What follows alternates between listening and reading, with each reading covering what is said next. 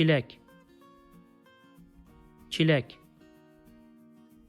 çilek. Tarladan çilek topladık. Tarladan çilek topladık. Tarladan çilek topladık. Çilek gibi kokuyorsun. Çilek gibi kokuyorsun. Çilek gibi kokuyorsun. Çilekli pasta yaptım. Çilekli pasta yaptım. Çilekli pasta yaptım.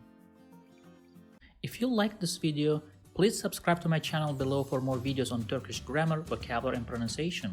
Also, if you think this video can benefit somebody else, please share it with them. Last, if you have any comment or request, please provide your feedback in the comment section below and I'll do my best to respond as soon as possible.